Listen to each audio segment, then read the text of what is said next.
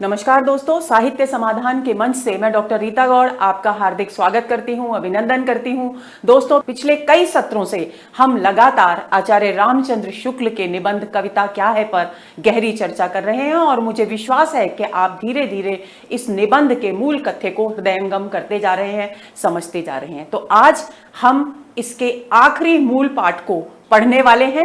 इसके बाद इसका मूल पाठ पूरी तरह से समाप्त हो जाएगा। तो चलिए शुरू करते हैं आज का सत्र। और आज के सत्र में विशेष तौर पर इस निबंध का वो हिस्सा हम पढ़ने वाले हैं, वो भाग हम पढ़ने वाले हैं जिसमें आचार्य शुक्ल ने बताया है कि कविता की भाषा कैसी होनी चाहिए, कविता में अलंकारों का क्या महत्व है, कविता पर समय समय पर क्या अत्याचार हुए और मनुष्य के जीवन में कविता की उपयोगिता क्या है। तो चलिए शुरू करते हैं आज का सत्र।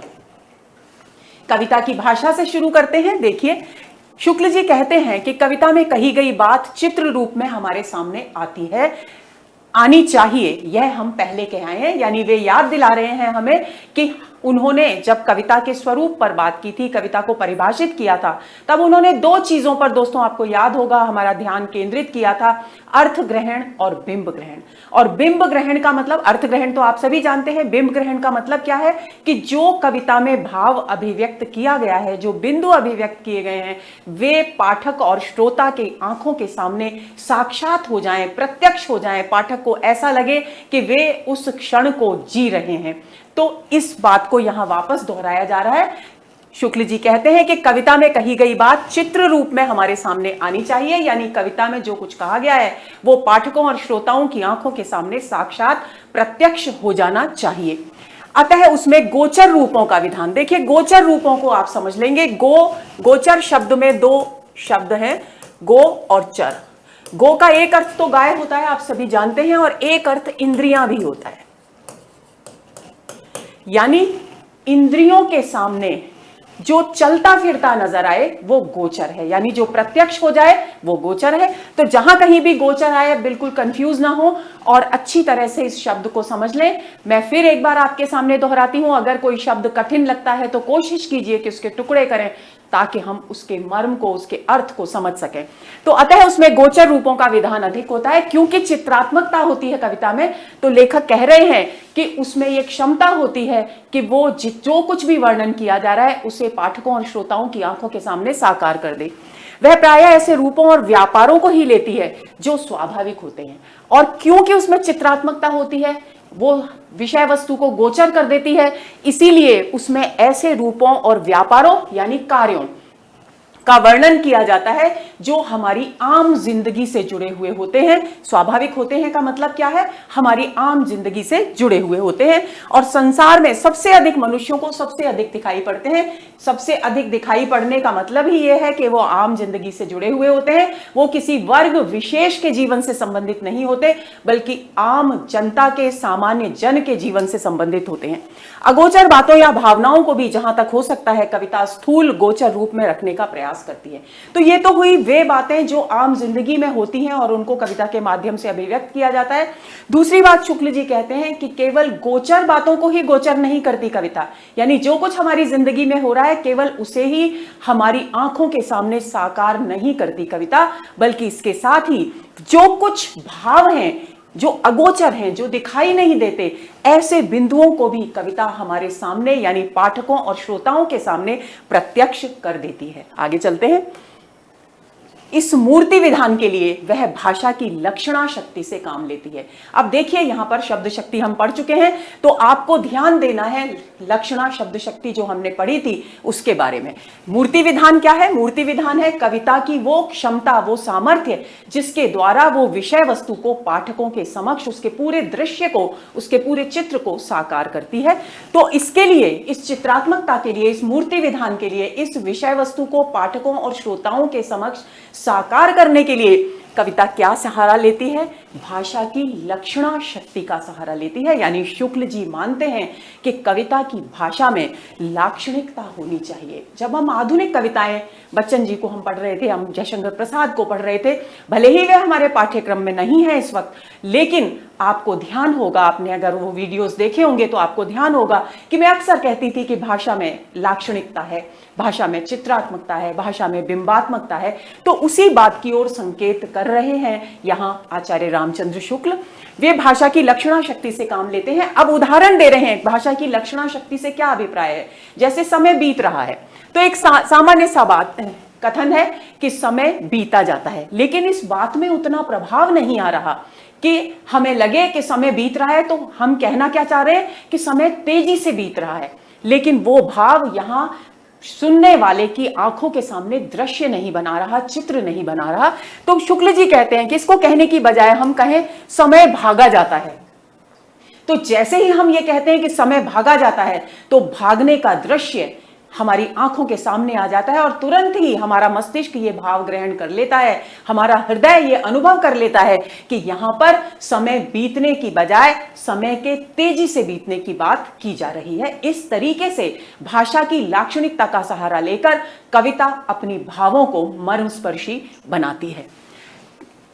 किसी काम से हाथ खींचना, इसी तरह के और भी उदाहरण दे रहे हैं। जैसे कि कोई काम न करना तो हम कह देते हैं कि हाथ खींचना, किसी का रुपया खा जाना, कोई बात पी जाना यानी कोई बात को सहकर चुपचाप अपने मन में रख लेना यानी बात पी जाना, दिन ढलना, डूबना, जबकि ढलता क्या है, सूर्य ढलता है, सूर्य डूबता है, लेकिन हम कहते हैं दिन ढल गया। तो ये क्या है, ये भाषा की लाक्षणिकता के उदाहरण है। इन सब में देखिए ये तो मुहावराएं, हाथ खींचना, खा जाना, कोई बात पी जाना, ये सारे मुहावरे हैं, लेकिन ये वाक्य लाक्षणिक वाक्य हैं, क्योंकि मैंने आपको बताया था कि जहां कहीं भी मुहावरों और लोकोक्तियों का प्रयोग होता है वहां रूढ़ा लक्षणा शब्द शक्ति होती है। इस बात को आपको भूलना नहीं है। तो उसी बात की तरफ ध्यान केंद्रित कर रहे हैं हमारा आचार्य रामचंद्र शुक्ल। तो आगे देखते हैं। इसी तरह से मन मारना, मन छूना, शोभा बरसना, इसके बहुत सारे उदाहरण आगे आएंगे। उदासी टपकना, उदासी एक भाव है, वो टपकती नहीं है, वो चेहरे से अभिव्यक्त होती है, मनुष्य की गतिविधियों से अभिव्यक्त होती है। लेकिन जब हम कहते हैं कि उसके चेहरे से तो उदासी टपकी पड़ रही थी, इसका मतलब है कि वो बहुत अधिक उदास था। तो बात इस तरह के लाक्षणिक प्रयोगों के माध्यम से कवि कविता की भाषा को बहुत प्रभावशाली और मर्मस्पर्शी बनाते हैं। इत्यादि ऐसे ही कवि समय सिद्ध उक्तियां हैं। कवि समय सिद्ध यानी जिनको प्राचीन काल से, दीर्घ काल से कवि अपनी कविता में प्रयुक्त करते आए हैं और उनके प्रभाव को सिद्ध कर चुके हैं। वे ऐसी उक्तियां हैं जो बोलचाल में अब रूढ़ी हो गई हैं। अब ये केवल कविता तक सीमित नहीं रही, बल्कि हमारी आम जिंदगी का हिस्सा बन गई हैं। हम अक्सर आए दिन कहते हैं दिन ढल गया, दिया बत्ती कर दो, दिन ढल गया, जबकि ये बात कैसी है, ये लाक्षणिक भाषा है। हम कहते हैं समय दौड़ रहा है, समय भाग रहा है, ये लाक्षणिक भाषा है। ये अब हमारी आम जिंदगी की भाषा का हिस्सा बन चुकी है। आगे चलते हैं। लक्षणा द्वारा स्पष्ट और सजीव आकार प्रदान का विधान प्रायः सब देशों के कवि कर्म में पाया जाता है। अब शुक्ल जी कह रहे हैं कि केवल हिंदी साहित्य के लिए ही ऐसा नहीं है कि लाक्षणिकता भाषा में दिखाई दे, बल्कि सभी देशों की कविता में भाषा की लाक्षणिकता हमें दिखाई देती है। उदाहरण कुछ भाषा की लाक्षणिकता के कविताओं से यहां प्रस्तुत किए हैं शुक्ल जी ने। कहते हैं, देखिए पहला तुलसी की पंक्तियां हैं तुलसीदास जी की। धन्य भूमि बन पंथ पहारा, जह जह नाथ पांव तुम धारा। अब भाव क्या व्यक्त किया जा रहा है, देखिए कोई भूमि धन्य नहीं होती, भूमि तो भूमि है, लेकिन कवि यहां अभिव्यक्त करना चाह रहे हैं कि श्री राम के चरण इतने पवित्र हैं। क्यों पवित्र हैं? क्योंकि उनका हृदय पवित्र है, लोक मंगल के भाव से युक्त है। तो इसलिए वे जहां जहां चरण रखते हैं वह भूमि कृतार्थ हो जाती है, धन्य हो जाती है। यानी लाक्षणिक अर्थ क्या हुआ? लाक्षणिक अर्थ हुआ कि उस प्रदेश के सारे लोगों का कल्याण हो जाता है। तो इस बात को यहां इस तरीके से स्पष्ट किया जा रहा है। दूसरी एक और पंक्ति आगे, मनहु उमग अंग अंग छवि छलके। तो छलकना, टपकना ये लाक्षणिक प्रयोग है, क्योंकि सुंदरता कभी टपकती नहीं, सुंदरता हमेशा दिखाई देती है। लेकिन यहां कहा जा रहा है कि मानो उसके अंग अंग से छवि यानी सुंदरता उमड़कर टपकने लगी हो, छलकने लगी हो। तो यहां लाक्षणिक प्रयोग हो गया। चूनर चारु चुई सी पर है, पद्माकर की पंक्तियां हैं। चूनरी यानी चुनरी की बात कर रहे हैं नायिका की, चारु मतलब सुंदरता है।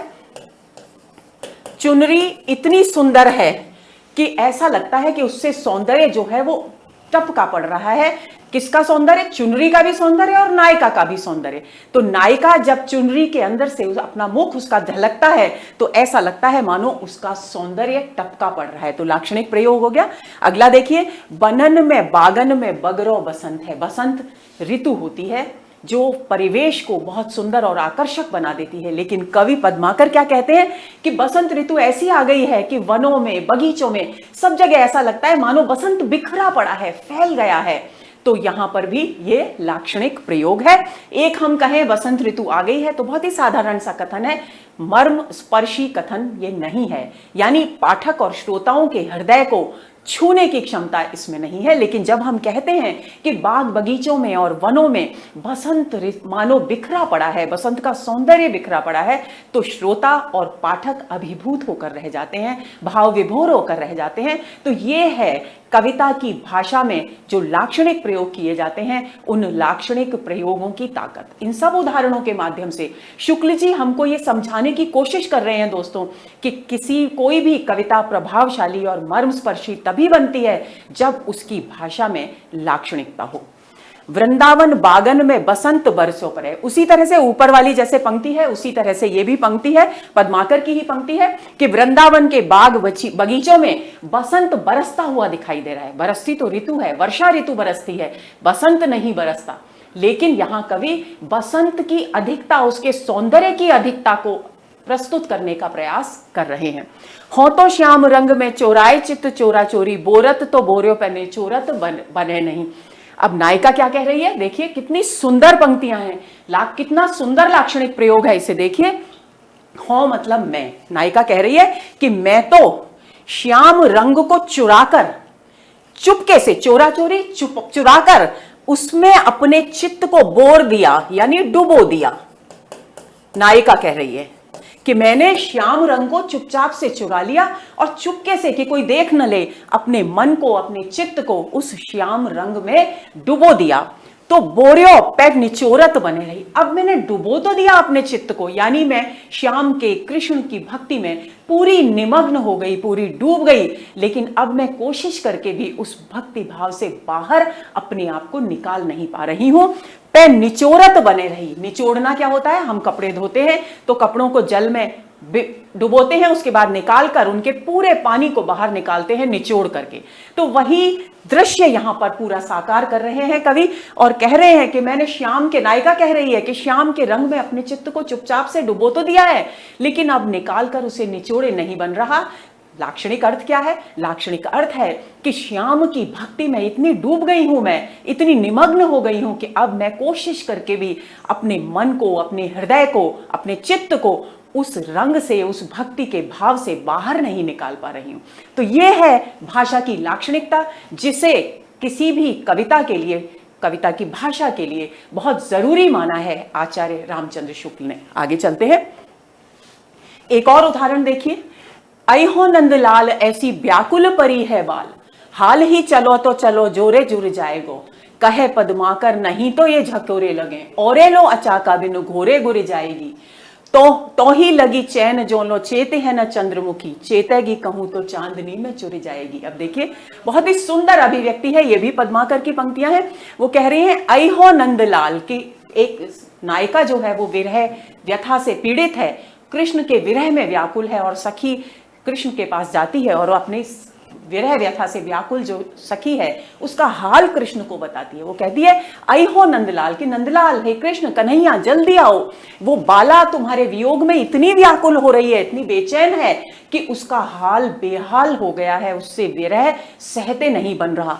अगर आप तुरंत ही ना चले, हाल ही चलो या तो तुरंत चलो, तुम तुरंत चलोगे उसके पास तो तुम्हारा जोड़ा अच्छी तरह से बन जाएगा, यानी उस नायिका के साथ तुम्हारी जोड़ी अच्छी तरह से जुड़ जाएगी, जोरे जुड़ी जाएगी। अगर नहीं गए, कहे पद्माकर नहीं तो ये झकोरे लगे, और अगर आप नहीं गए तो उसकी विरह वेदना और बढ़ेगी, और विरह की जो कठोर, बहुत लंबे लंबे झोंके देने वाली जो पवन है, वो उसके झकोरे लगने के कारण वो नायिका और अधिक पीड़ित हो जाएगी और अधिक व्यथित हो जाएगी। और क्या होगा? औरे लो अचाका, और विरह की आग भी जल रही है और विरह के झकोरे भी चल रहे हैं, तो वो क्या करेगी? आप नहीं पहुंचेंगे तो ओरे लो, ओरे लो यानी ओले के समान, जो बर्फ के ओले गिरते हैं ओले के समान, लो जहां आए वहां मैंने आपको बताया है कि उपमा अलंकार होता है, तो ओले के समान वह घुल जाएगी, पानी में बदल जाएगी, यानी उसका अस्तित्व समाप्त हो जाएगा, घोरे घुल जाएगी।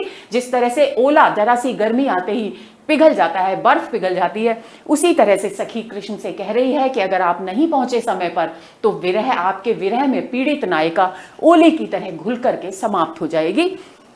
तो ही लगी चैन जो लो चेती है न चंद्रमुखी।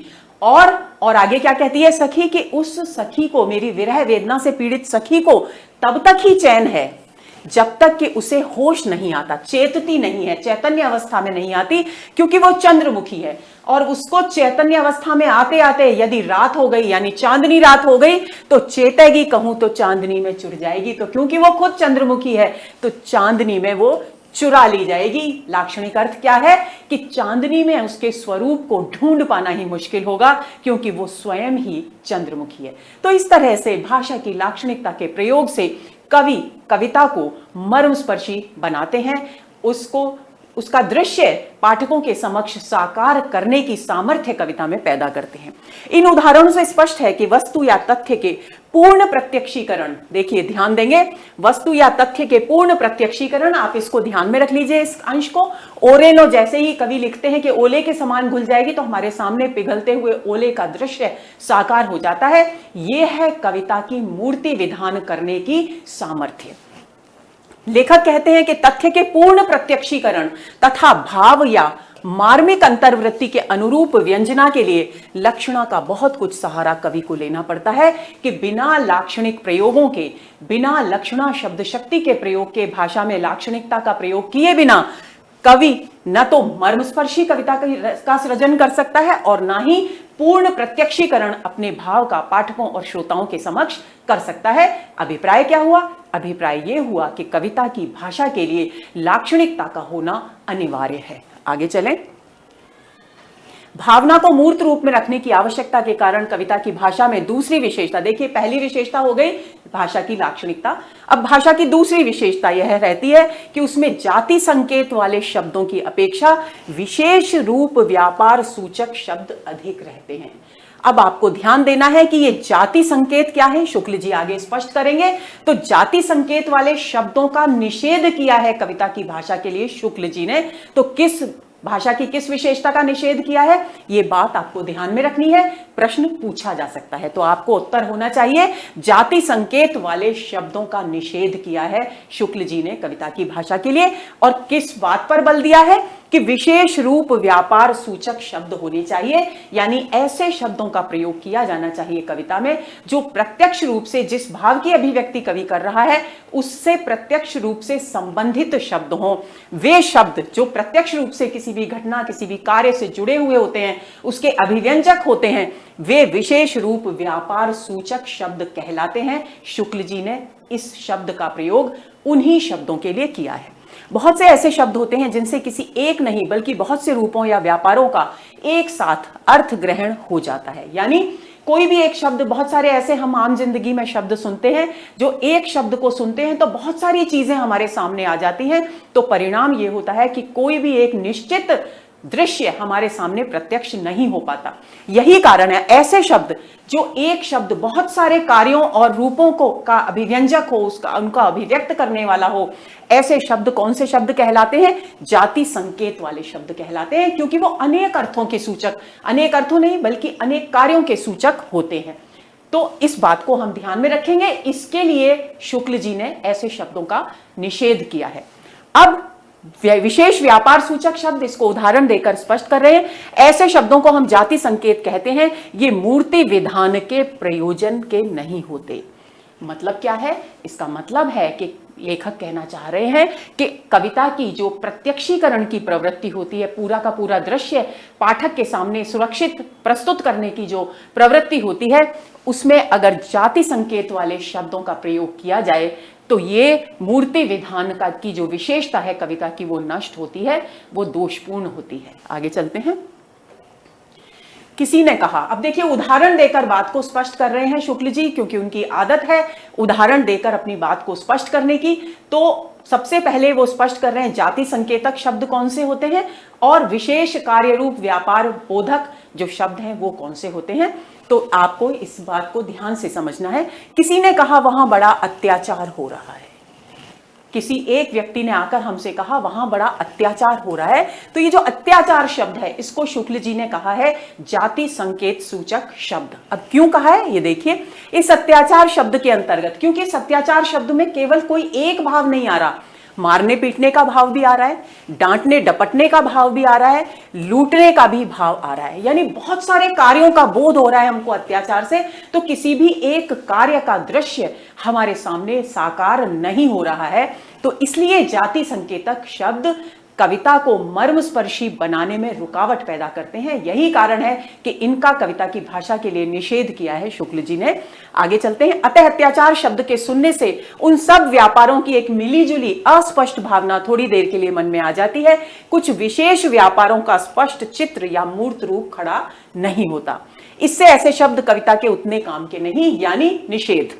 ये तत्व निरूपण, शास्त्रीय विचार आदि में ही अधिक उपयोगी होते हैं। ऐसे शब्दों का प्रयोग कहां किया जाता है? जहां लेखक तत्व निरूपण कर रहे हो या शास्त्रीय विचार विमर्श अभिव्यक्त कर रहे हो, शास्त्रीय विचारधारा अभिव्यक्त कर रहे हो, वहां ऐसे शब्दों का प्रयोग बहुत उपयोगी होता है, क्योंकि कम शब्दों के प्रयोग से बहुत सारी बात कहने की संभावना शास्त्रीय विश्लेषकों को मिल जाती है। आगे चलें।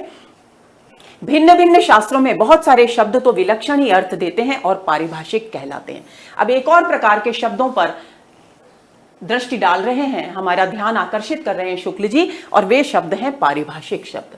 अब इन शब्दों को भी कविता की भाषा के उपयुक्त नहीं मानते शुक्ल जी। कौन से शब्दों को? पारिभाषिक शब्दों को। एक तो किसको नहीं मानते? जाति संकेतक शब्दों को नहीं मानते। दूसरा पारिभाषिक शब्दों को नहीं मानते, क्योंकि पारिभाषिक शब्द भी एक बिल्कुल सीमित अर्थ के बोधक होते हैं, और कविता में जब तक असीमित अर्थ का, अनंत भावों का, व्यापक भावधारा का अभिव्यंजन नहीं किया जाता, तब तक कविता मर्मस्पर्शी नहीं बनती। आगे चलें। शास्त्र मीमांसक या तत्व निरूपक को किसी सामान्य तथ्य या तत्व तक पहुंचने की जल्दी रहती है। क्यों पारिभाषिक शब्दों की आवश्यकता होती है शास्त्र मीमांसक और तत्व निरूपक को? इसलिए रहती है क्योंकि उन्हें जल्दी अपने सीमित तथ्य को पाठकों तक पहुंचाना होता है, इसलिए वो सामान्य तथ्य तक पहुंचने की जल्दी में रहते हैं। इसलिए उनके लिए अपनी भाषा में पारिभाषिक शब्दों का प्रयोग, जाति संकेतक शब्दों का प्रयोग करना उचित रहता है। इससे वह किसी सामान्य धर्म के अंतर्गत आने वाली बहुत सी बातों को एक मानकर अपना काम चलाता है, प्रत्येक का अलग अलग दृश्य देखने दिखाने में नहीं उलझता। पर कविता कुछ वस्तुओं और व्यापारों को मन के भीतर मूर्त रूप में लाना और प्रभाव उत्पन्न करने के लिए कुछ देर रखना चाहती है। लेकिन कविता का काम क्या होता है? कविता का काम होता है कि उसकी जो विषय वस्तु है, उसकी जो भाव भूमि है, वो पाठकों और श्रोताओं के मर्म को छुए, उसके हृदय में थोड़ी देर उसे अपने भाव में डुबो कर रखे। और इस कार्य के लिए पारिभाषिक और जाति संकेतक शब्द रुकावट पैदा करते हैं। इस कार्य को पूरा प्रत्यक्षीकरण नहीं हो, इस कार्य के द्वारा, इन शब्दों के प्रयोग के द्वारा पूर्ण प्रत्यक्षीकरण कविता में संभव नहीं हो पाता। यही कारण है कि इन शब्दों का निषेध माना है शुक्ल जी ने। अतः उक्त प्रकार के व्यापक अर्थ संकेतों से उनका काम नहीं चल सकता, क्योंकि उन्हें निश्चित व्यापार सूचक शब्दों का प्रयोग करना है। इससे जहां उसे किसी स्थिति का वर्णन करना होता है, वहां वह उसके अंतर्गत सबसे अधिक मर्मस्पर्शनी कुछ विशेष वस्तुओं या व्यापारों को लेकर उनका चित्र खड़ा करने का आयोजन करता है। यानी जब भी उसे कोई बात कहनी है, तो उस बात से, उस विषय से संबंधित एक ऐसे कथन, एक ऐसी भाषा का इस्तेमाल करना वो उचित समझता है जो पाठकों के मर्म को छूने में समर्थ हो। यदि कहीं के घोर अत्याचार का वर्णन करना है, अब देखिए अत्याचार शब्द पर पहले बात हो चुकी, तो पारिभाषिक शब्द की श्रेणी में, जाति संकेतक शब्दों की श्रेणी में आ गया अत्याचार, जो कि कैसा, किन लोगों के लिए उपयोगी है? तत्व निरूपकों और शास्त्रज्ञों के लिए उपयोगी है, कविता लेखकों के, कवियों के लिए नहीं। तो वो कह रहे हैं कि यदि कवि को किसी घोर अत्याचार का वर्णन करना होगा, तो वह कुछ निरपराध व्यक्तियों के वध, भीषण यंत्रणा, ध्यान देंगे, निरपराध व्यक्तियों के वध, भीषण यंत्रणा, स्त्री बच्चों पर निष्ठुर प्रहार आदि का क्षोभकारी दृश्य सामने रखेगी। अब कविता शास्त्र विशेषज्ञ तो कहेंगे वहां बड़ा अत्याचार हो रहा है, बात खत्म हो गई, क्योंकि पाठक ने समझ लिया कि बहुत ही बुरे हिंसा की प्रवृत्ति हो रही है, लोगों को सताया जा रहा है, मिला जुला भाव एक उन्होंने ग्रहण कर लिया। लेकिन कविता का काम मिले जुले भाव से नहीं चलता। तो शुक्ल जी बताते हैं कि यदि किसी घोर अत्याचार के दृश्य को साकार करना है पाठकों के समक्ष, तो कविता क्या करेगी? वहां घोर अत्याचार हो रहा है ये बात नहीं कहेगी, बल्कि कवि क्या लिखेगा कि निरपराध व्यक्तियों के वध की चर्चा करेगा, क्योंकि निरपराध व्यक्तियों के वध में अत्याचार का भाव तो शामिल है ही, साथ ही पाठकों और श्रोताओं के मर्म को छूने की भी ताकत है। इसी तरह से वहां भीषण यातना दी जा रही है लोगों को, इस बात की चर्चा करेगा। स्त्री और बच्चों पर कठोर प्रहार किए जा रहे हैं, उन्हें मारा जा रहा है, बेदर्दी से उन पर चोट की जा रही है, ये सारा दृश्य पूरा सामने रखेगा। परिणाम यह होगा कि इन शब्दों के प्रयोग से एक प्रत्यक्ष दृश्य प्रस्तुत हो जाएगा पाठकों के समक्ष, और वे उस भाव भूमि को समझ पाएंगे जिस भाव भूमि को लेकर कवि कविता लिख रहा है। इस वाक्य द्वारा वह कोई प्रभाव नहीं उत्पन्न कर सकती। वहां घोर अत्याचार हो रहा है, केवल यह कहकर कोई प्रभावशाली कविता नहीं लिखी जा सकती। अत्याचार शब्द के अंतर्गत न जाने कितने व्यापार आ सकते हैं। व्यापार का मतलब काम है, कितने कार्य आ सकते हैं, कितनी गतिविधियां आ सकती हैं, आप इस बात को ध्यान में रख लेंगे। यह बिजनेस वाला शब्द नहीं है। अतः उसे सुनकर या पढ़कर संभव है कि भावना में एक भी व्यापार स्पष्ट रूप से न आए, या आए भी तो ऐसा जिसमें मर्म को क्षुब्ध करने की शक्ति न हो। मर्म को क्षुब्ध करना यानी मर्म स्पर्शी होने की ताकत ना हो। उपर्युक्त विचार से ही किसी व्यवहार या शास्त्र के पारिभाषिक शब्द भी काव्य में लाए जाने योग्य नहीं माने जाते। आगे चलते हैं। आपको दो बातें ध्यान में रखनी है, जाति संकेतक शब्द और पारिभाषिक शब्दों के प्रयोग कविता की भाषा के लिए अनुपयुक्त माने हैं, अनुपयोगी माने हैं, गलत माने हैं शुक्ल जी ने। हमारे यहाँ के आचार्यों ने पारिभाषिक शब्दों के प्रयोग को अप्रतीतत्व दोष माना है। अब अपने इस कथन की कि पारिभाषिक शब्द कविता की भाषा में प्रयोग करने योग्य नहीं होते, इस बात की पुष्टि करने के लिए काव्य शास्त्र का उदाहरण दे रहे हैं शुक्ल जी। वे कह रहे हैं कि हमारे यहाँ जो काव्य शास्त्र के आचार्य हैं, जहां कविता में पारिभाषिक शब्दों का प्रयोग होता है उसे अप्रतीतत्व दोष मानते हैं। अप्रतीतत्व दोष का मतलब यह होता है कोई ऐसा शब्द कविता में प्रयोग करना जिसके माध्यम से, जिसके अर्थ ग्रहण के में पाठकों और श्रोताओं को दिक्कत आए, उसे अप्रतीतत्व दोष माना जाता है। मान लीजिए कविता में किसी भी भाव को व्यक्त करने के लिए न्याय के सिद्धांतों की, दार्शनिक सिद्धांतों की का सहारा लिया जाए या वकालत के किस्सों का सहारा लिया जाए, तो वहां अप्रतीतत्व दोष होगा, क्योंकि वकालत करने वाले वकालत के शब्दों को समझेंगे, दर्शन के शब्दों को समझेंगे, लेकिन कविता जन सामान्य की चीज है, तो जन सामान्य के बीच में ऐसे शब्दों का प्रचलित होना असंभव सी बात है। यही कारण है कि कविता में इस तरह के पारिभाषिक शब्दों के प्रयोग को आचार्यों ने अप्रतीतत्व दोष कहकर संबोधित किया है। पर दोष स्पष्ट होते हुए भी चमत्कार के प्रेमी कब मान सकते हैं? शुक्ल जी कहते हैं कि भले ही अप्रतीतत्व दोष हो जाए, लेकिन जो लोग कविता को में चमत्कार प्रदर्शन करके आनंदित होते हैं और चमत्कार को ही कविता का लक्ष्य मानते हैं, यानी कविता के माध्यम से मनोरंजन को लक्ष्य मानते हैं, जो कि हम पढ़ चुके हैं, वे इस अप्रतीतत्व दोष की चर्चा की बिल्कुल परवाह नहीं करते और क्या करते हैं? पारिभाषिक शब्दों का प्रयोग करते हैं ताकि वे अपनी कविता में चमत्कार उत्पन्न कर लोगों को आनंदित कर सकें, उनका मनोरंजन कर सकें। संस्कृत के अनेक कवियों ने, अब उदाहरण दे रहे हैं कि संस्कृत में बहुत सारे ऐसे कवि हैं जिन्होंने वेदांत, आयुर्वेद, न्याय के पारिभाषिक शब्दों को लेकर बड़े बड़े कविता में अपने चमत्कार प्रदर्शित किए हैं, लेकिन इन पारिभाषिक शब्दों के प्रयोग के कारण उनकी कविता इतनी जटिल हो गई है कि आम आदमी की समझ से बाहर की चीज हो गई है। वह अपनी बहुज्ञता दिखाई है। इसके साथ न केवल कविता में चमत्कार पैदा किया गया है इन पारिभाषिक शब्दों के प्रयोग से, बल्कि कवि यह भी बताता है कि वो कितनी अधिक विस्तृत जानकारी रखता है।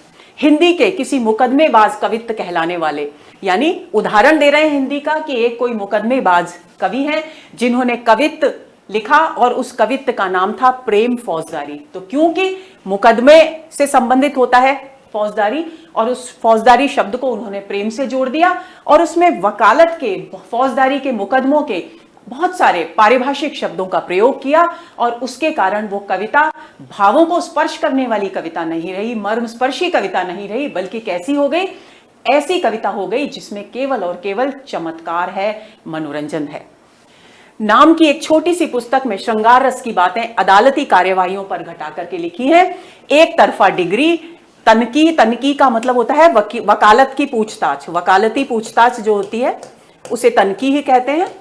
जिस तरह से वकील जब भी कोई मुकदमा दायर होता है तो पक्ष और विपक्ष दोनों से पूछताछ करते हैं, तो उसी तरह के शब्दों का यहां भी प्रयोग किया गया है। ऐसे ऐसे शब्द चारों ओर अपनी बहार दिखा रहे हैं जिन्हें सुनकर कुछ अशिक्षित या भद्दी रुचि वाले वाह वाह भी कर देते हैं। जो कविता की गरिमा को नहीं समझते, जो कविता के मर्म को नहीं समझते, वे लोग ऐसे कविताएं सुन करके आनंदित होते हैं, लेकिन मर्म स्पर्शी कविताओं को वे समझते नहीं, इसलिए वे जानते ही नहीं कि वास्तविक स्वरूप कविता का होता क्या है। शास्त्र के भीतर निरूपित तथ्य को भी जब कोई कवि अपनी रचना के भीतर लेता है, तब वह पारिभाषिक तथा अधिक व्याप्ति वाले जाति संकेतक शब्दों को हटाकर उस तथ्य को व्यंजित करने वाले कुछ विशेष मार्मिक रूपों और व्यापारों का चित्रण करता है।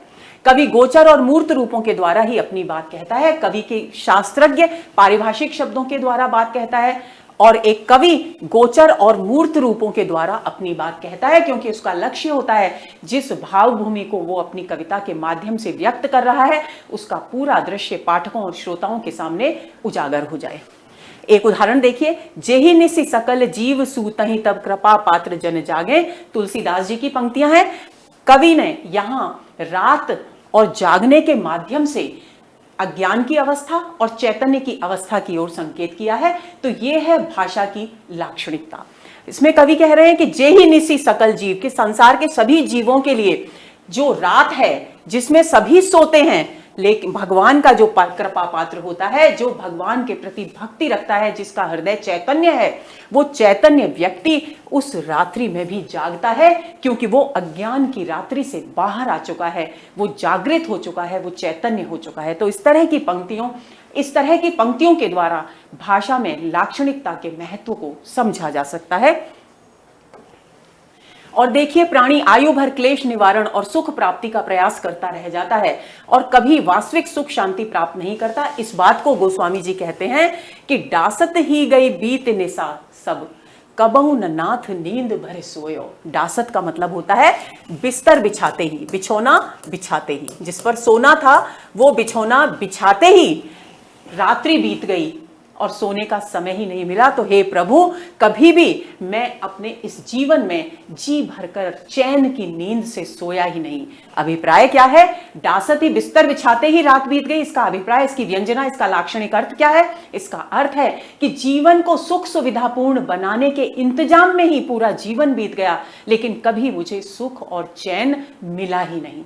तो यह है भाषा की लाक्षणिकता जो कविता को मर्मस्पर्शी बनाती है। भविष्य का ज्ञान अत्यंत अद्भुत और रहस्यमय है, जिसके कारण प्राणी आने वाली विपत्ति की कुछ भी भावना न करके अपनी दशा में मग्न रहता है। इस बात को भी गोस्वामी जी ने चरे हरित तृण बलि पशु, कि जो पशु यज्ञ की वेदी पर बलि देने के लिए लाया जाता है और उसके सामने हरा हरा चारा रखा जाता है, अब वो बलि का पशु इतना अज्ञानी है, इतना अबोध है कि वो ये जानता ही नहीं कि उसके साथ क्या व्यवहार होने वाला है, और वो आनंद पूर्वक, भविष्य से अनजान होने के कारण आनंद पूर्वक उस हरे हरे घास को चरता है और उसे पता नहीं है कि अगले ही क्षण उसकी जीवन लीला समाप्त होने वाली है। तो इस बात को यहां गोस्वामी जी ने बहुत मर्मस्पर्शी ढंग से अभिव्यक्त किया है। अंग्रेज कवि पोप ने भी भविष्य के अज्ञान का यही मार्मिक चित्र जो तुलसीदास जी ने लिखा है, उसी भावभूमि पर एक अंग्रेज कवि पोप ने भी इस तरह का वर्णन किया है। उसका हिंदी रूपांतर यहाँ शुक्ल जी ने प्रस्तुत किया है। देखिए, उस बलि पशु को देख आज जिसका तू रे नर, कि हे मनुष्य, तू उस बलि के पशु को देख जिसका तू आज वध करने वाला है, अपने रंग में रक्त बहाएगा वेदी पर। आज तू जिस बलि के पशु का इस यज्ञ की वेदी पर अपने धर्म के रंग में डूबकर, अपने आडंबर के रंग में डूबकर रक्त बहाने जा रहा है, होता उसको ज्ञान कहीं तेरा है जैसा, कि अगर उस पे वो अज्ञानी नहीं होता, वो अबोध नहीं होता, तो वो संभवतः तो ते तुम्हारे असली स्वरूप को जानता होता, क्रीड़ा करता कभी उछलता फिर ऐसा। और अगर उसे पता होता कि तू मनुष्य उसका वध करने वाला है, तो वो जिस तरह से वध के लिए लाए जाने पर भी इधर उधर उछल कूद कर रहा है, आनंद व्यक्त कर रहा है, वह ऐसा कभी न करता। अंत काल तक हरा हरा चारा चबलाता और मृत्यु बिल्कुल उसके सिर पर नाच रही है, लेकिन क्योंकि वो उससे अनभिज्ञ है, इसलिए वो अंतिम समय तक अपने सामने रखे रखे हरे चारे को आनंद पूर्वक चबाता है। हनन हेतु उसे उठे हाथ को चाटे जाता, और यहां तक कि वो इतना ज्ञानी है कि उसे मारने के लिए जो हाथ मनुष्य ने उठाया है, वो उसे भी प्रेम पूर्वक चाटता है। आगम का अज्ञ न ईश का परम अनुग्रह, वो आगम यानी जो कुछ उसके साथ होने वाला है उसके प्रति अनजान है, और संभवतः ये ईश्वर की उस पर बहुत बड़ी कृपा है, क्योंकि अगर वो पहले से जानता होता कि वो यहां इसलिए लाया गया है कि उसका वध होने वाला है, तो वो इन क्षणों को इतने आनंद से नहीं जी सकता था। आगे चलें।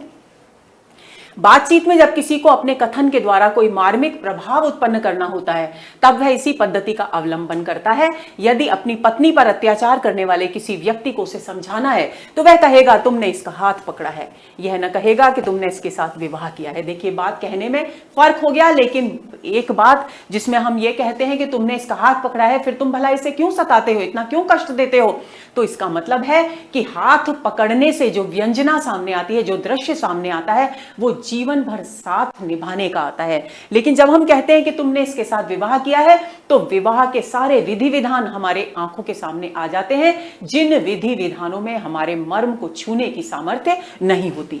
विवाह शब्द के अंतर्गत न जाने कितने विधि विधान है जो सबके सब एक बार की मन में आ भी नहीं सकते, और उतने व्यंजक या मर्म स्पर्शी भी नहीं होते। अतः कहने वाले उनमें से जो सबसे अधिक व्यंजक और स्वाभाविक व्यापार है, वो क्या है? हाथ पकड़ना, जिससे सहारा देने का चित्र सामने आता है, उसे भावना में प्रस्तुत करता है और पाठकों के लिए इस कथन को मर्मस्पर्शी बना देता है। तीसरी विशेषता कविता की भाषा में वर्ण विन्यास की है। वर्ण विन्यास यानी शब्दों का भावों के अनुकूल प्रयोग होना चाहिए, इस बात को यहां बता रहे हैं आचार्य शुक्ल। तीसरी विशेषता है ये। दो विशेषताएं कौन सी हो गई? एक तो हो गई प्रत्यक्षीकरण की, मूर्ति विधान की विशेषता, एक हो गई भाषा की लाक्षणिकता की विशेषता। अब तीसरी विशेषता बताई जा रही है वर्ण विन्यास की। अब देखिए, संस्कृत की एक पंक्ति का उदाहरण यहां लेखक ने दिया है, शुष्को वृक्षस तिष्ठति अग्रे और नीरस तरुरः विलसति पुरुषः। पुरतः दोनों ही वाक्यों का कहने का अंदाज अलग है, लेकिन मर्म एक ही है। देखो, इस पंक्ति का अर्थ है शुष्को वृक्षः तिष्ठति अग्रे। अग्रे मतलब सामने, शुष्क यानी सूखा हुआ पेड़ खड़ा है। इस भाव में, इस वाक्य में भाव को छूने की बिल्कुल भी क्षमता नहीं है। दूसरा व्यक्ति कहता है इस दृश्य को देखकर, नीरस तरुरः विलसति पुरतः, कि पुरतः यानी मेरे सामने, नीरस यानी रसहीन वृक्ष शोभायमान हो रहा है।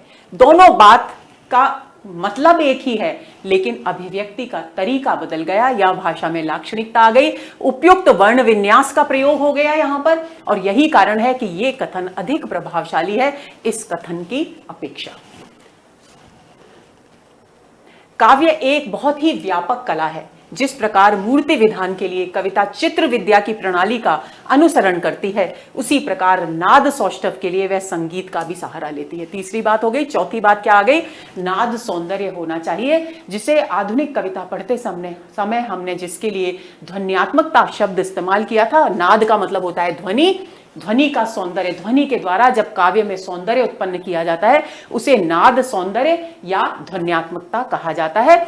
और ऐसे स्थानों पर कविता में संगीतात्मकता आ जाती है, और संगीतात्मकता होने के कारण कविता व्यक्ति भले ही उस अर्थ को एक बार को न समझे, लेकिन संगीत के आकर्षण के कारण वो उसके जीवन में व्याप्त हो जाती है, उसके हृदय में व्याप्त हो जाती है। श्रुति कटु मानकर कुछ वर्णों का त्याग, वृत्ति विधान, यानी ये भी एक दोष है काव्य का जो हम पढ़ेंगे। श्रुति कटुत्व, श्रुति कटुत्व का मतलब होता है कानों में चुभने वाले शब्दों का, वर्णों का प्रयोग। तो ऐसे शब्द मानकर कुछ वर्णों को कवि त्यागते हैं, क्योंकि श्रुति कटुत्व माधुर्य गुण से युक्त कविता में काम में नहीं लाया जा सकता, भावाभिव्यक्ति में रुकावट डालता है। इसलिए ऐसे श्रुति कटु वर्णों का त्याग करने की बात कवियों में कही गई है।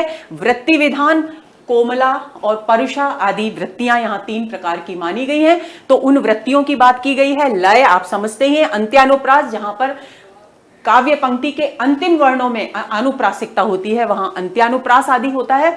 तो और नाद सौंदर्य साधन के लिए ही है। तो कविता में नाद सौंदर्य के साधन कौन कौन से हैं? श्रुति कटुत्व शब्दों का प्रयोग नहीं करना चाहिए, वृत्तियों का ध्यान रखना चाहिए, कविता में लयात्मकता होनी चाहिए, अनुप्रासिकता होनी चाहिए। इन सब के माध्यम से कविता में क्या उत्पन्न होता है? नाद सौंदर्य उत्पन्न होता है।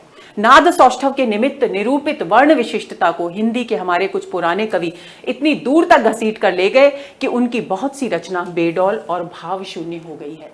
अब लेखक कहते हैं कि ये वर्ण विशिष्टता भावानुकूल हो, वहां तक तो कविता की सामर्थ्य को बढ़ाती है, उसकी अभिव्यंजना शक्ति को बढ़ाती है, उसे मर्मस्पर्शी बनाती है। लेकिन कुछ चमत्कार प्रिय हिंदी के कवि ऐसे भी हुए जिन्होंने इस वर्ण वैशिष्ट्य को इतनी दूर तक इस तरीके से प्रयोग में लाए कि वो कविता का सौंदर्य ही नष्ट हो गया और वो कविता बेडौल और भावशून्य हो गई। यानी ऐसी कविता केवल चमत्कार मात्र बनकर रह गई, उसमें मर्म को छूने की क्षमता नहीं रही। उनमें आनुप्रासिकता की बड़ी लड़ी, वर्ण विशेष की निरंतर आवृत्ति के सिवा और किसी बात पर ध्यान नहीं जाता। देखिए, हमने एक उदाहरण पढ़ा था अलंकारों में, तरनि तनुजा तट तमाल तरुवर बहुछाए। तो वहां त वर्ण की आवृत्ति से जो चमत्कार पैदा हुआ है, उसके कारण भाव को समझने में, उसे हृदयंगम करने में बहुत रुकावट पैदा होती है, भाव सहज रूप से हमारे मर्म तक नहीं पहुंचता। तो वही बात यहां पर शुक्ल जी कह रहे हैं। जो बात भाव या रस की धारा का मन के भीतर अधिक प्रसार करने के लिए थी, वह अलग चमत्कार या तमाशा खड़ा करने के काम में लाई गई। यानी कविता को चमत्कारी बनाने के लिए उसका सहारा लिया गया। नाद सौंदर्य से कविता की आयु बढ़ती है। नाद सौंदर्य क्यों आवश्यक है कविता के लिए? क्योंकि उससे कविता दीर्घ आयु बढ़ने का मतलब क्या है? कविता लंबे समय तक श्रोताओं और पाठकों के हृदय में रह पाती है।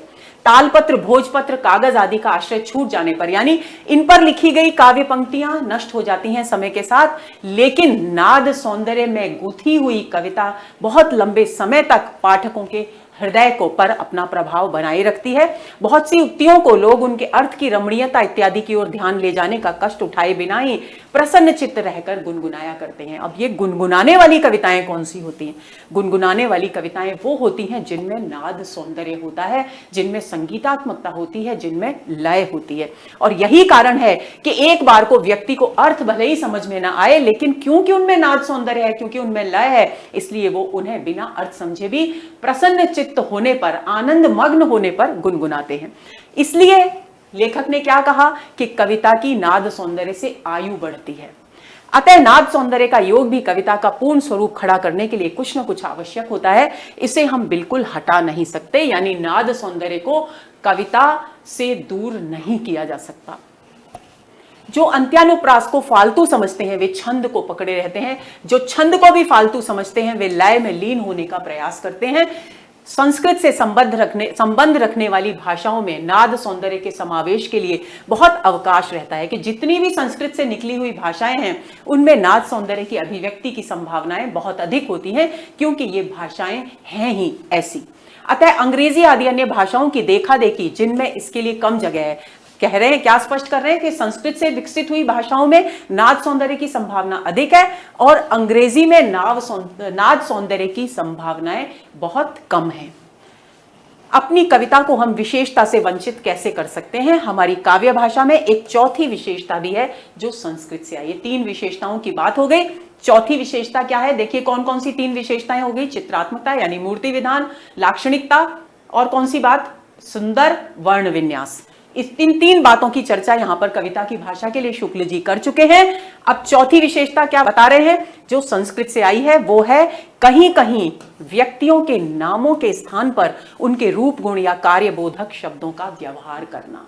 जो व्यक्ति का नाम तो केवल व्यक्ति के बाहरी व्यक्तित्व का सूचक होता है, लेकिन उसके द्वारा किए गए जो काम हैं वो उसके आंतरिक व्यक्तित्व की अभिव्यक्ति करते हैं। तो वो कह रहे हैं कि कविता में, संस्कृत में खासतौर से इस तरह की प्रयोग हमको देखने पर मिलते हैं जहां कवि व्यक्ति के नाम का प्रयोग नहीं करता बल्कि उसके कार्य और रूप और गुण पर आधारित जो विशेषण प्रचलित हो गए हैं उनका प्रयोग करता है, और ऐसे शब्दों का प्रयोग कविता को प्रभावशाली बनाता है। ऊपर से देखने में तो पद्य के नपे हुए चरणों में शब्द खपाने के लिए ही ऐसा किया जाता है। ऊपर से हम देखें तो हमें लगता है कि छंद की लय बिठाने के लिए, तुक बिठाने के लिए संभवतः इस तरह के शब्दों का प्रयोग किया जा रहा है, लेकिन शुक्ल जी कहते हैं ऐसा बिल्कुल भी नहीं है। अगर हम इसकी गहराई में जाकर देखें तो हमें उस कवि का गुरुतर उद्देश्य यानी महत्वपूर्ण उद्देश्य हमारे सामने आता है। सच पूछिए तो यह बात कृत्रिमता बचाने के लिए, देखिए ध्यान देंगे, विशेष व्यक्ति के नाम की अपेक्षा विशेष गुण व्यापार सूचक शब्दों का प्रयोग कवि क्यों करते हैं?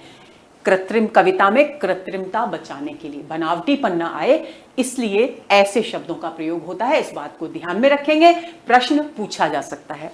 मनुष्यों के नाम यथार्थ में कृत्रिम संकेत है। क्यों कृत्रिमता बचाने के लिए? क्योंकि शुक्ल जी कहते हैं कि मनुष्य का जो नाम होता है वो वास्तव में उनका कृत्रिम संकेत है, यानी उनके बाहरी शरीर मात्र की सूचना देता है, जिनसे कविता की पूर्ण परिपोषकता नहीं होती, यानी कविता मर्मस्पर्शी नहीं बनती ऐसे कृत्रिम संकेतों के प्रयोग से। अतएव कवि मनुष्यों के नाम के स्थान पर कभी कभी उनके ऐसे रूप गुण या व्यापार की ओर इशारा करता है जो स्वाभाविक और अर्थगर्भित होने के कारण सुनने वालों की भावना के निर्माण में योग देते हैं। अब इस बात को कहने के लिए उदाहरण इस बात की पुष्टि के लिए दे रहे हैं।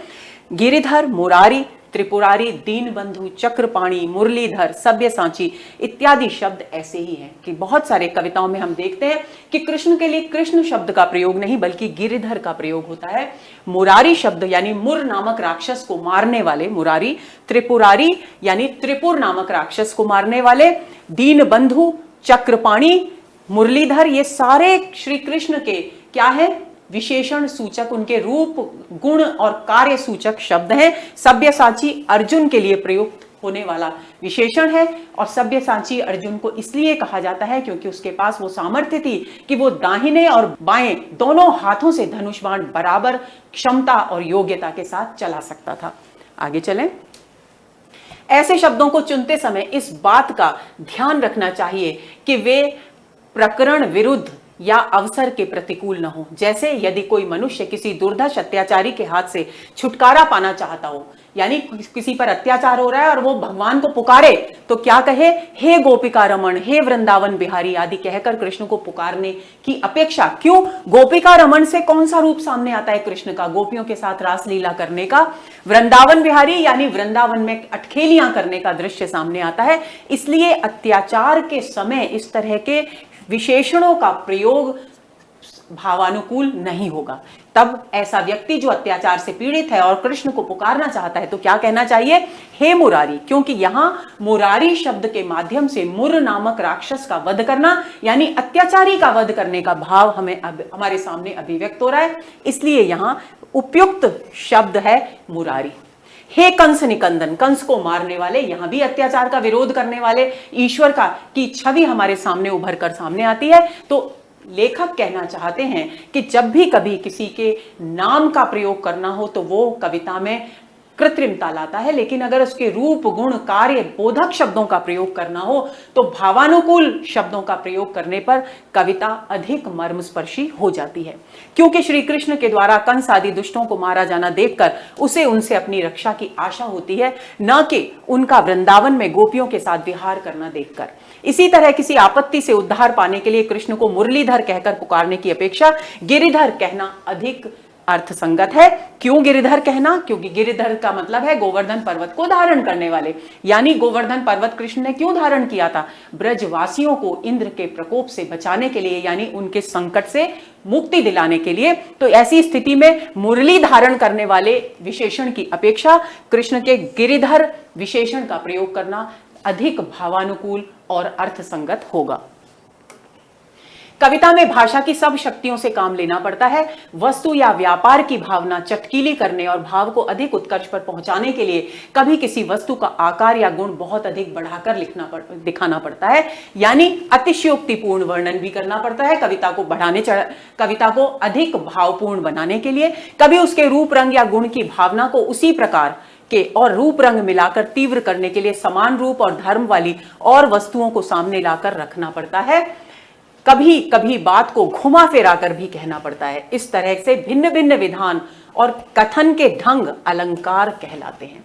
जब हम अपनी बात को, यानी जब कवि अपनी बात को अनेक तरीकों से प्रभावशाली बनाने की कोशिश करता है, यानी प्रभावशाली बनाने के लिए कभी कभी वो किसी बात को बढ़ा चढ़ाकर कहता है, कभी उसके जैसे रूप और रंग वाली चीज से उसकी तुलना करता है, कभी क्या कहता है, कभी समान धर्म वाली वस्तुओं को सामने लाकर खड़ा करता है, कभी बात को घुमा फिरा कर कहता है। तो ये सारे तरीके जो हैं उनको कविता में अलंकार के नाम से जाना जाता है।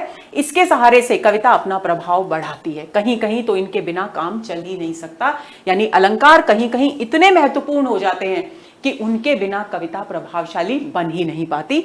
पर साथ ही यह भी स्पष्ट है कि ये साधन है साध्य नहीं, ये साधन है साध्य नहीं। यानी शुक्ल जी कह रहे हैं कि भले ही कहीं कहीं अलंकारों के बिना कविता में काम नहीं चलता, भावाभिव्यक्ति प्रभावशाली नहीं बनती, लेकिन फिर भी ये बात ध्यान में रखनी चाहिए कि अलंकार काव्य के सौंदर्य को बढ़ाने के साधन हैं, कविता लेखन का लक्ष्य नहीं है।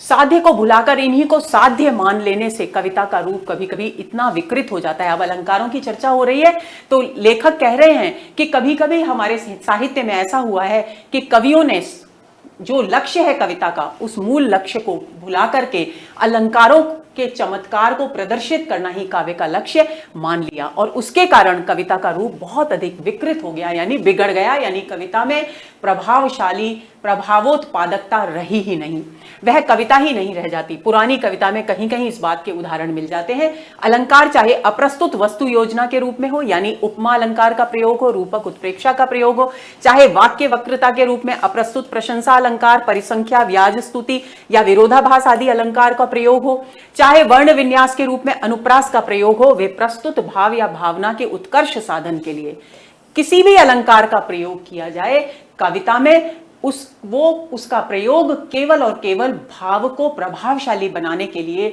कविता की सुंदरता को बढ़ाने के लिए ही किया जाना चाहिए। अलंकार के चमत्कार के लिए कविता लिखना गलत है।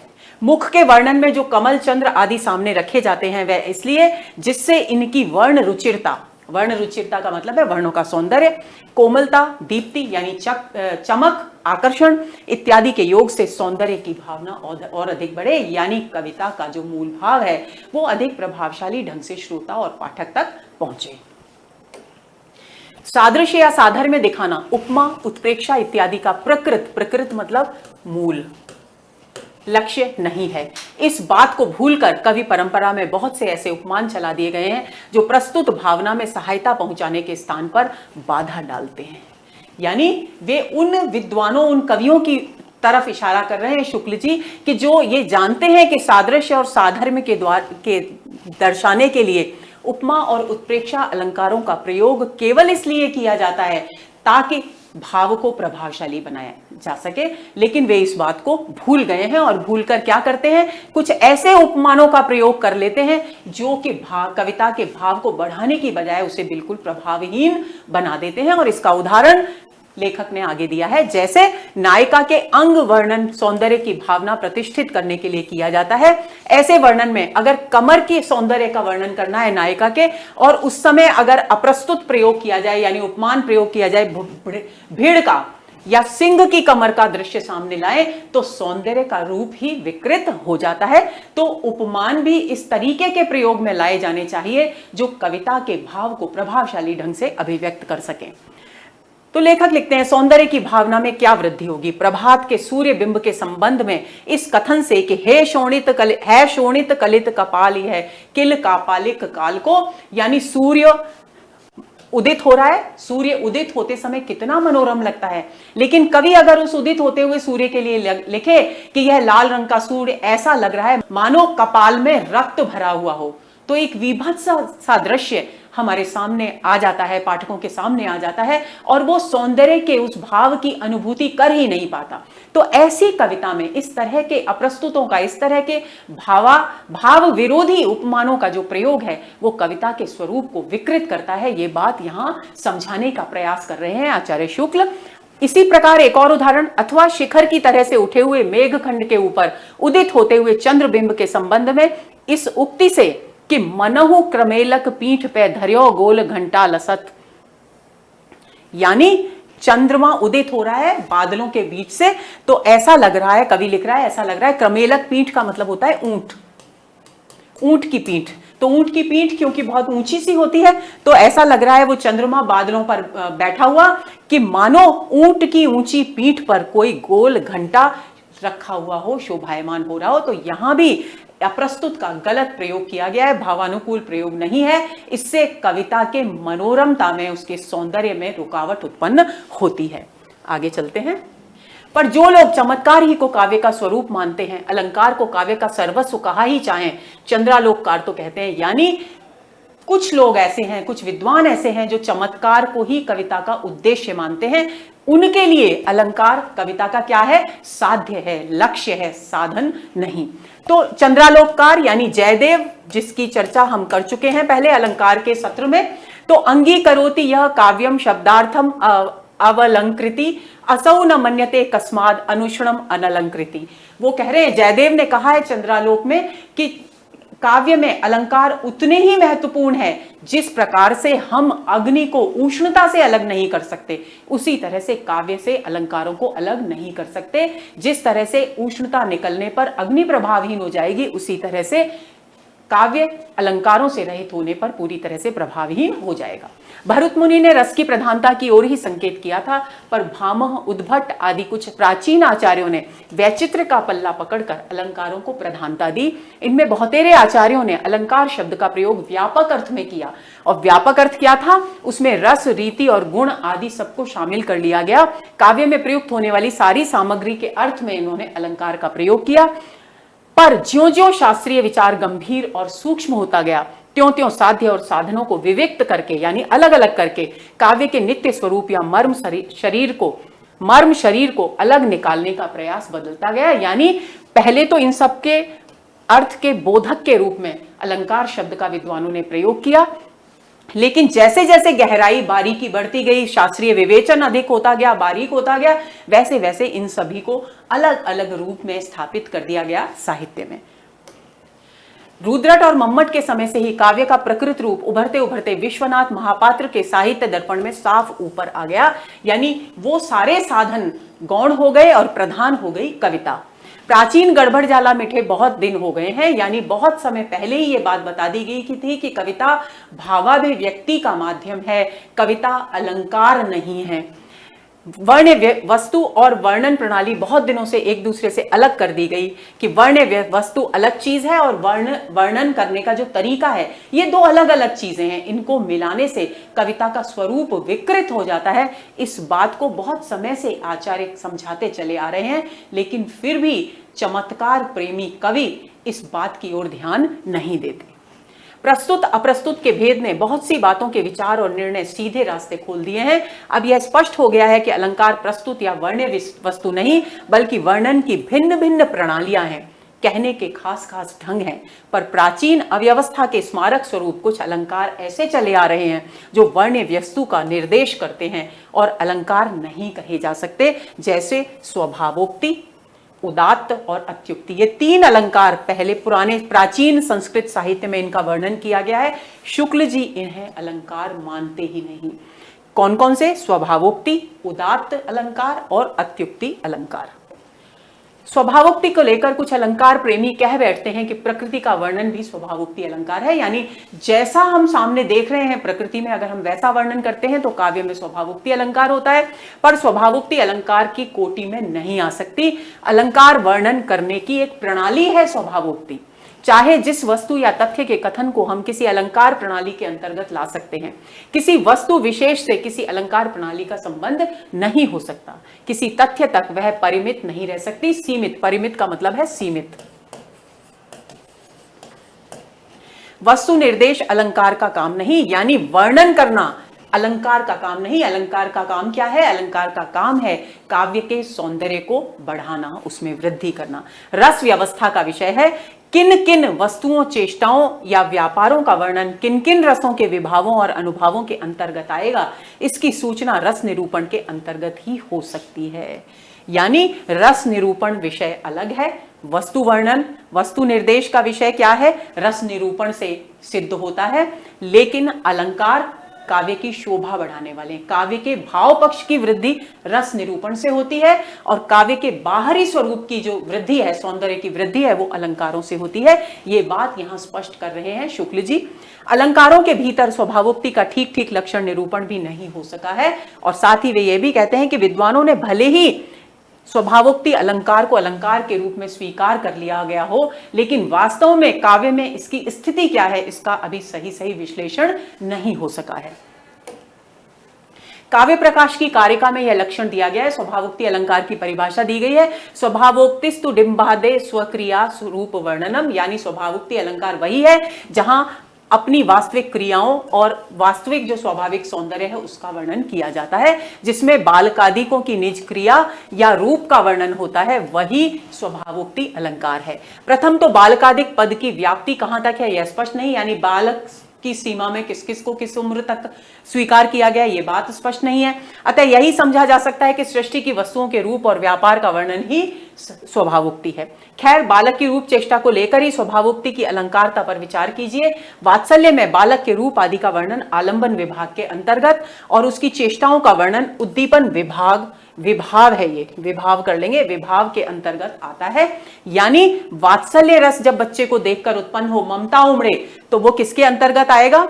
आलंबन के अंतर्गत। यानी बच्चा हमारे वात्सल्य रस को जगाने का काम कर रहा है, उसको देखकर वात्सल्य रस उत्पन्न हो रहा है और उसकी चेष्टाओं को देखकर जो वात्सल्य में वृद्धि हो रही है वो चेष्टाएं उसकी उद्दीपन विभाग के अंतर्गत आएंगी। प्रस्तुत वस्तु की रूप क्रिया आदि के वर्णन को रस क्षेत्र से घसीटकर अलंकार क्षेत्र में हम कभी नहीं ले जा सकते। आगे चलें। मम्मट ही के ढंग के और आचार्यों के लक्षण भी हैं। अलंकार सर्वस्वकार राजानक रुय्यक कहते हैं। सूक्ष्म वस्तु स्वभाव यथावद वर्णनम स्वभावोक्ति। स्वभावोक्ति क्या है कि स्वभावोक्ति अलंकार किसी भी वस्तु के स्वभाव और उसका यथावत वर्णन ही है। बहुत बारीकी से जैसी वस्तु दिखाई दे रही है वैसा ही वर्णन करना स्वभावोक्ति है, ये राजानक रुय्यक ने कहा। बात यह है कि स्वभावोक्ति अलंकारों के भीतर आ ही नहीं सकती, ये शुक्ल जी का मत है। वक्रोक्तिवादी कुंतक ने भी इसे अलंकार नहीं माना है।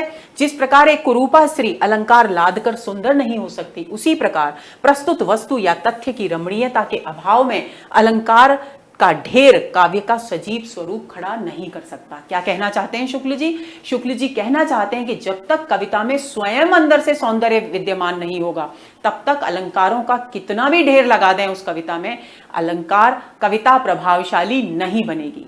अगर कविता का भाव बहुत सुंदर है, उसमें रसों का प्रयोग भावानुकूल है, उसके आधार पर फिर अलंकारों का प्रयोग भी भावानुकूल है, तो ऐसी स्थिति में कविता अधिक प्रभावशाली बनेगी। केशव दास के 25 पद्य ऐसे रखे जा सकते हैं जिनमें यहां से वहां तक उपमाएं और उत्प्रेक्षाएं भरी हैं। इनके उदाहरण हम पहले पिछले सत्र में भी पढ़ चुके हैं, तो आप उन्हें भी ध्यान में रखें। शब्द साम्य के बड़े बड़े खेल तमाशे जुटाए गए हैं, पर उनके द्वारा कोई मार्मिक अनुभूति उत्पन्न नहीं होती, क्योंकि वहां केवल चमत्कार है। उन्हें कोई सहृदय या भावुक काव्य न कहेगा। आचार्यों ने भी अलंकारों को काव्य शोभा कर, यानी काव्य की शोभा करने वाले, शोभातिशायी यानी शोभा में वृद्धि करने वाले आदि ही कहा है। महाराज भोज भी अलंकार को अलम अर्थम अलंकर्तु, यानी काव्य के सौंदर्य को पर्याप्त करने वाले, उसमें वृद्धि करने वाला ही कहते हैं। पहले से सुंदर अर्थ को ही अलंकार शोभित कर सकता है, ये बात आपको ध्यान रख लेनी है। बहुत ही महत्वपूर्ण कथन है ये, अलंकार में भी आपके काम आएगा। अलंकार का महत्व क्या है? जो सौंदर्य पहले से ही कविता में विद्यमान है, उस सौंदर्य में वृद्धि करते हैं अलंकार। अलंकार स्वयं काव्य का लक्ष्य नहीं होते। सुंदर अर्थ की शोभा बढ़ाने में जो अलंकार प्रयुक्त नहीं होते, वे काव्यालंकार हैं ही नहीं। वे ऐसे ही हैं जैसे शरीर पर से उतारकर किसी ने अलग कोने में रखा गहनों का ढेर लगा दिया हो, ऐसे ही लगते हैं अलंकार। किसी भाव या मार्मिक भावना से असंप्रक्त अलंकार चमत्कार या तमाशे हैं। चमत्कार का विवेचन हम पहले ही कर चुके हैं। आगे चलें। अलंकार है क्या? सूक्ष्म दृष्टि वालों ने काव्यों के सुंदर सुंदर स्थल चुने और उनकी रमणीयता के कारणों की खोज करने लगे। वर्णन शैली या कथन की पद्धति में ऐसे लोगों को जो जो विशेषताएं मालूम होती गई, उनका वे नामकरण करते गए। यानी अलंकार कैसे बने, इस बात पर चर्चा कर रहे हैं, इस बात पर दृष्टिपात कर रहे हैं शुक्ल जी। वे कहते हैं कि बहुत जो सूक्ष्म दृष्टि वाले विद्वान होते हैं, उन्होंने काव्य के सुंदर सुंदर दृश्य चुने और उन स्थलों का मार्मिक विवेचन किया और ये पड़ताल की, ये जांच की कि आखिर ये सौंदर्य यहां क्यों उत्पन्न हुआ, और उस सौंदर्य के कारणों की जांच के आधार पर उन्होंने अलग अलग अलंकार निर्धारित कर दिए और उसका मूल रूप था कि जिस सौंदर्य की वृद्धि हुई उसी के आधार पर उसका नाम रख दिया गया। जैसे विकल्प अलंकार का निरूपण राजानक रुय्यक ने किया सबसे पहले। कौन कह सकता है कि काव्य में जितने रमणीय स्थल हैं सब ढूंढ डाले गए, वर्णन की जितनी सुंदर प्रणालियां हो सकती हैं सब निरूपित हो गई, अथवा जो जो स्थल रमणीय लगे उनकी रमणीयता का कारण वर्णन प्रणाली ही थी। शुक्ल जी क्या कह रहे हैं कि ऐसा साहित्य अनंत है, विशाल है, ऐसी स्थिति में यह तो संभव ही नहीं कि जितने भी सुंदर दृश्य थे, जितने भी सुंदर स्थान थे, रमणीय स्थान थे, वे सब ढूंढकर अलंकारों का निर्धारण हो चुका है। ये बात नहीं कही जा सकती। आदि काव्य रामायण से लेकर इधर तक के काव्यों में न जाने कितनी विचित्र वर्णन प्रणालियां भरी पड़ी हैं जो न निर्दिष्ट की गई हैं और न जिनके कुछ नाम रखे गए हैं। यानी उदाहरण स्वरूप वे रामायण का, वाल्मीकि रामायण का जिक्र कर रहे हैं। वे कह रहे हैं कि वहां पर न जाने कितने तरीके से भावों को अभिव्यक्त किया गया है, कितनी प्रणालियां भावाभिव्यक्ति के लिए अपनाई गई है, लेकिन उनका कहीं भी जिक्र नहीं किया गया है। तो ऐसी स्थिति में ऐसे और भी बहुत सारे साहित्यिक ग्रंथ होंगे, साहित्यिक कृतियां होंगी जिनकी वर्णन प्रणालियों की सुंदरता की ओर लोगों का ध्यान, विद्वानों का ध्यान गया ही नहीं है।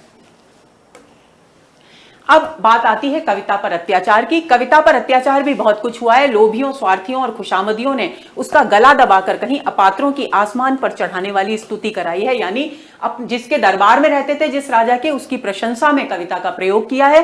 कहीं द्रव्य न देने वालों की निराधार निंदा की है, जो कविता सुनकर भी धन नहीं लुटाते थे कवियों पर, उनकी निंदा भी की गई है कविता में। ऐसी तुच्छ वृत्ति वालों का अपवित्र हृदय कविता के निवास के योग्य नहीं। वे लोग कविता के सही रूप को समझते ही नहीं, ऐसा कह रहे हैं शुक्ल जी। कविता देवी के मंदिर ऊंचे, खुले, विस्तृत और पुनीत हृदय हैं। वास्तविक कविता कहाँ निवास करती है? उन मनुष्यों के हृदय में निवास करती है जो ऊंचे हैं, यानी ऊंचे आदर्शों से युक्त हैं, जो खुले हैं, जहां भेदभाव नहीं है, जो विस्तृत हैं और जो पवित्र और लोक कल्याणकारी भावों से युक्त हैं। आगे चलें। सच्चे कवि राजाओं की सवारी, ऐश्वर्य की सामग्री में ही सौंदर्य नहीं ढूंढते। वे फूस के झोंपड़ों, यानी केवल इन ऊंची ऊंची इमारतों में, राजाओं की सवारियों में ही सुंदरता नहीं होती। सुंदरता फूस के झोंपड़ों में भी होती है, धूल मिट्टी में सने किसानों में भी होती है, बच्चों के मुंह में चारा डालते हुए पक्षियों में होती है, दौड़ते हुए कुत्तों में होती है, चोरी करती हुई बिल्लियों में होती है। तो सौंदर्य प्रकृति के कण कण में व्याप्त है। लेकिन अगर हम अपनी दृष्टि से केवल और केवल उच्च वर्ग की विलासी सामग्रियों में ही सौंदर्य ढूंढे तो ये कविता पर अत्याचार करना हुआ, जिसकी छाया भी महलों और दरबारों तक नहीं पहुंच सकती। श्रीमानों के शुभागमन पर पद्य बनाना, बात बात में उनको बधाई देना कवि का काम नहीं।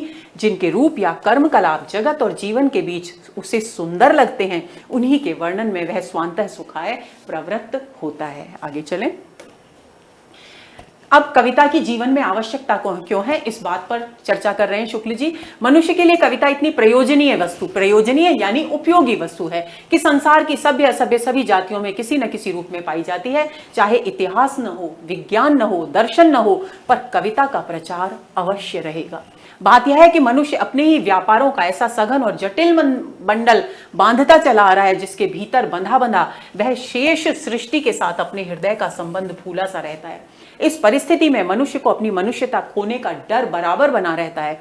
इसी से अंतः प्रकृति में मनुष्यता को समय समय पर जगाते रहने के लिए कविता मनुष्य जाति के साथ लगी चली आ रही है और चली रहेगी। जानवरों को इसकी जरूरत नहीं। क्या कहना चाहते हैं इस अंश के, इस गद्यांश के माध्यम से शुक्ल जी? दोस्तों, शुक्ल जी कहना चाह रहे हैं कि हम अपने जीवन में जैसे जैसे भौतिक प्रगति कर रहे हैं, विज्ञान की प्रगति हो रही है, हमारे कर्म इतने जटिल होते जा रहे हैं कि हम उन कर्मों की जटिलता में बंधकर प्रकृति से, मूल अपने स्वभाव से, अपने मूल भावों से अपने आप को दूर करते जा रहे हैं।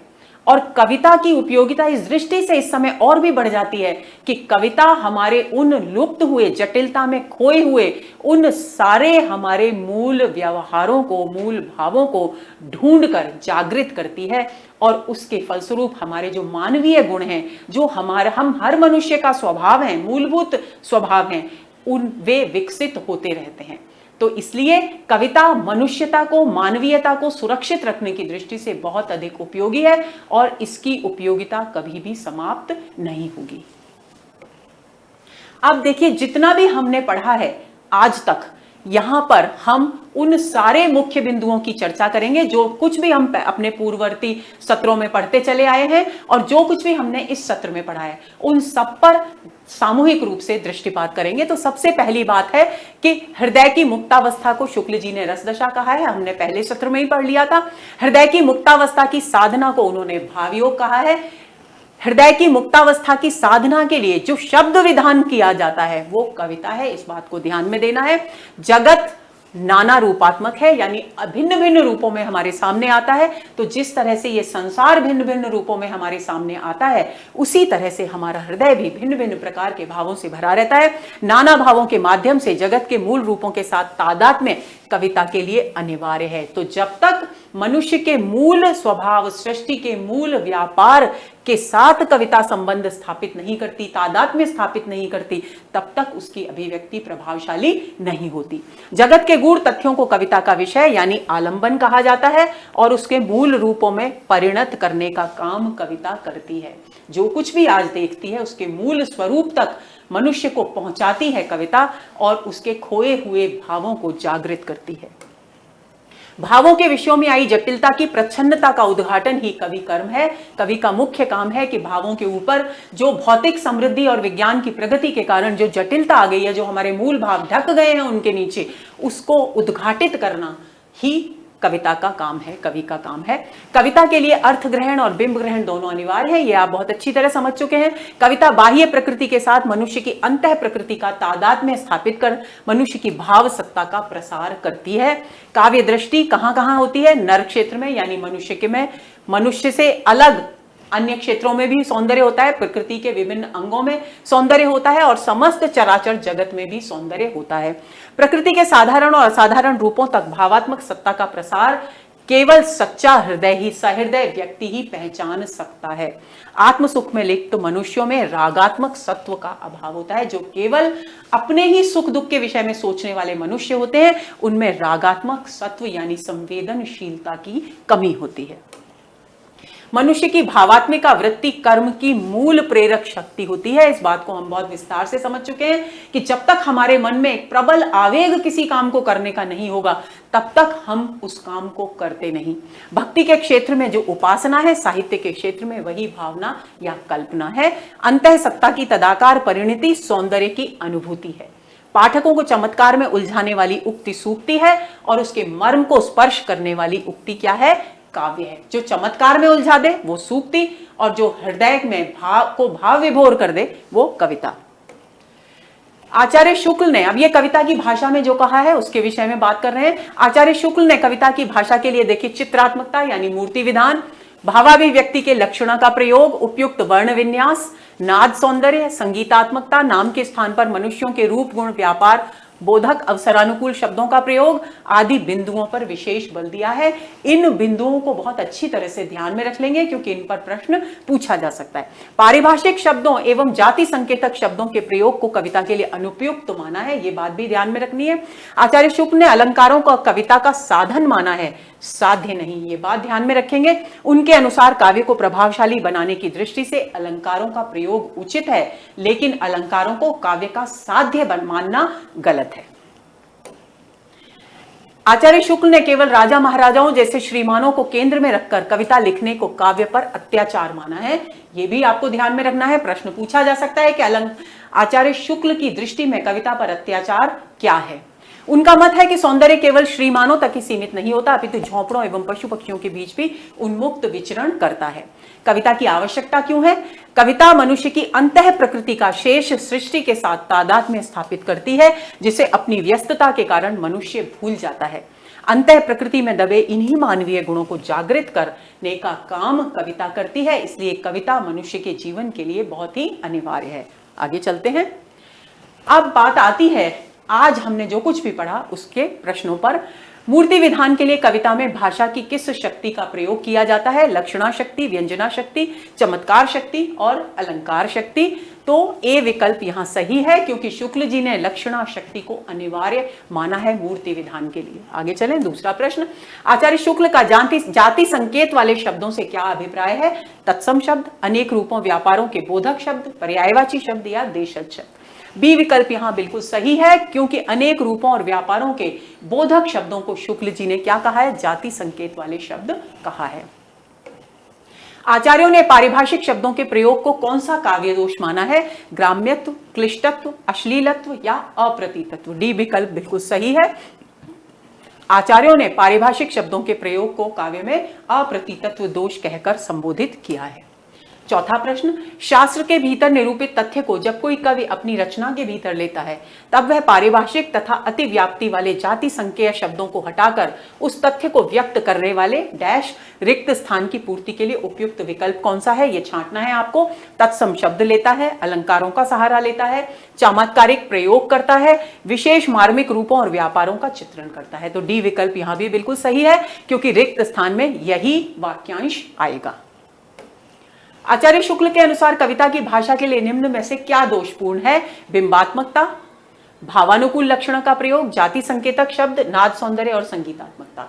तो इसका विरोध किया है, इसका निषेध किया है शुक्ल जी ने। तो सी विकल्प यहां बिल्कुल सही है, क्योंकि कविता के लिए जाति संकेतक शब्दों के प्रयोग को शुक्ल जी दोषपूर्ण मानते हैं। आचार्य शुक्ल के अनुसार कविता की भाषा में कहीं कहीं व्यक्तियों के नामों के स्थान पर उनके रूप गुण कार्यबोधक शब्दों का प्रयोग क्यों किया जाता है? कृत्रिमता से बचने के लिए, सौंदर्य के लिए, चमत्कार के लिए या बिंबात्मकता के लिए? तो ए विकल्प यहां बिल्कुल सही है, क्योंकि कृत्रिमता से बचने के लिए ही इस तरह के शब्दों का प्रयोग किया जाता है। आचार्य शुक्ल के अनुसार कविता पर क्या अत्याचार हुआ है? श्रीमानों की स्तुति करना, कविता को लोक जीवन से असंपृक्त रखना, दोनों या कोई नहीं। तो सी विकल्प बिल्कुल सही है, क्योंकि कविता पर इन दोनों कार्यों से ही क्या हुआ है? अत्याचार हुआ है। श्रीमानों की स्तुति तक सीमित रखा गया, आम जीवन से उसको अलग रखा गया, और यही कारण है कि शुक्ल जी इन दोनों गतिविधियों को, इन दोनों कार्यों को कविता पर अत्याचार कहकर संबोधित करते हैं। आठवां प्रश्न, आचार्य शुक्ल के अनुसार कविता समाज के लिए क्यों आवश्यक है? कविता आनंद प्रदान करती है, कविता नैतिक मूल्यों का बोध कराती है, कविता मनुष्य की अंतः प्रकृति में मानवीय गुण जागृत करती है, या इनमें से कोई नहीं। सी विकल्प बिल्कुल सही उत्तर है, क्योंकि मनुष्य की अंतः प्रकृति में मानवीय गुण जगाने का काम करती है कविता। नवां प्रश्न, कविता केवल वस्तुओं के ही रूप रंग में सौंदर्य की छटा नहीं दिखाती, प्रत्युत कर्म और मनोवृत्ति के भी मार्मिक दृश्य सामने रखती है। इस पंक्ति का क्या अभिप्राय है? कविता में बाह्य एवं आंतरिक सौंदर्य का मर्मस्पर्शी चित्रण किया जाता है, कविता की दृष्टि मंगलकारी दृश्यों पर केंद्रित होती है, कविता मार्मिक दृश्य अभिव्यक्त करती है, कविता पाठकों को आनंद की दुनिया में ले जाती है। ए विकल्प बिल्कुल सही है, क्योंकि देखिए क्या कहा गया है, कविता केवल वस्तुओं के रूप रंग क्या हो गया? बाहरी चीजें, सौंदर्य की छटा नहीं दिखाती, प्रत्युत कर्म और मनोवृत्ति हो गई आंतरिक गुण। तो यानी कविता में बाह्य एवं आंतरिक सौंदर्य का मर्मस्पर्शी चित्रण किया जाता है, ये इस पंक्ति का अर्थ है। तो दोस्तों, ये हुआ हमारा आज का सत्र। उम्मीद करती हूं कि कविता क्या है निबंध अच्छी तरह से आपको समझ में आ गया होगा, और इसको अच्छी तरह से सुनिए, इस वीडियो को, इसे समझने की कोशिश कीजिए, ताकि आप परीक्षा में सभी प्रश्नों के सही जवाब दे सकें। अगले सत्र के इंतजार में रहिए। नमस्कार।